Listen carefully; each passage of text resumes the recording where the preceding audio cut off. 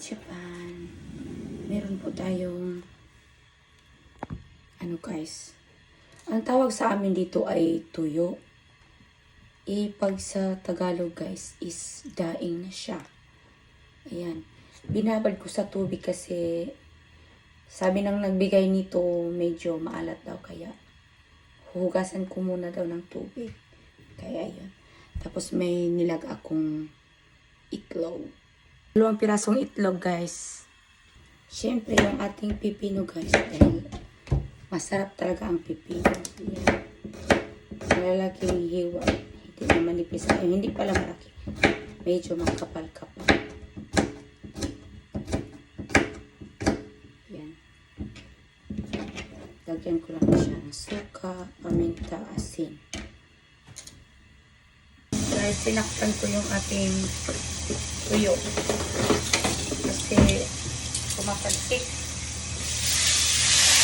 Yan guys. Balik na rin ito. Yan. Tapos ito yung ating pipino guys. Lagyan ko ng kunti suka. At saka asin, paminta. Guys, luto na ang ating tuyo guys.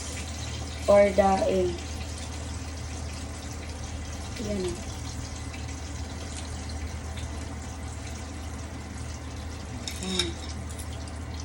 Binigay lang ko siya guys. Galing Pinas talaga. Ayan. Lagay ko sa Tupperware. Dahil masyado siyang malaki, hindi ko kayang ubusin. Sa isang kainan lang yan guys. Kaya bukitin natin. Ito lang ang kakainin ko. Ito. Yan. Yung tira ilagay natin sa Tupperware. Yan. Ito lang aking kakainin. Iulam ngayon. Ang ating tirang tuyo guys, dito ko nilagay para syempre ganyan na natin yan, para hindi masyadong mga moy. Parang malapit siyang ma-expire kasi nga para kay Ayumi sana to. Ayan naman inumin ni Ayumi. Kaya ako na lang ang mag-inom nito guys. Kakabukas lang nito. Matagal ko nang binili to. Guys, kain na po tayo guys. Wala talaga akong rice ngayon kasi syempre meron na tayong egg. Karat mas.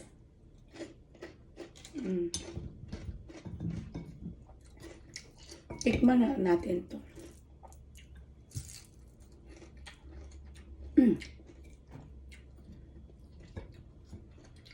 Super alat talaga siguro niya kung hindi ko pa hinugasan.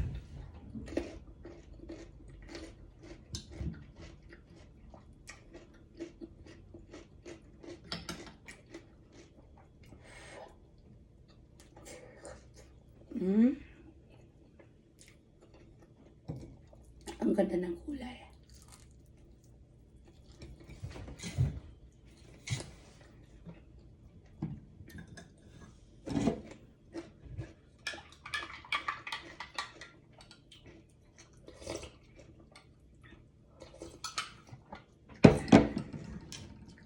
Anong ulam niyo guys?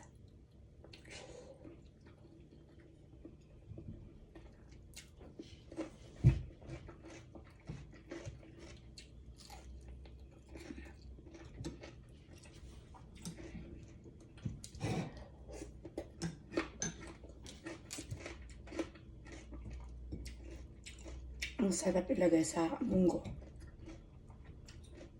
Kaso wala na akong munggo.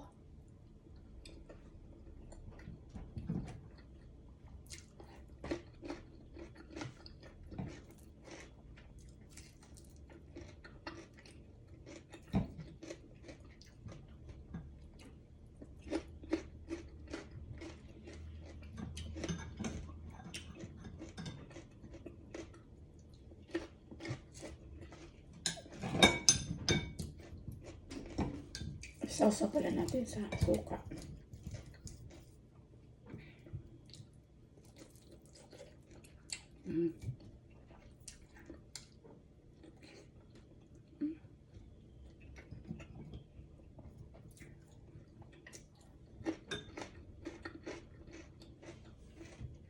Ang haba na talaga ng video ko guys. Hanggang dito na lang po ako. Thank you for watching. Bye.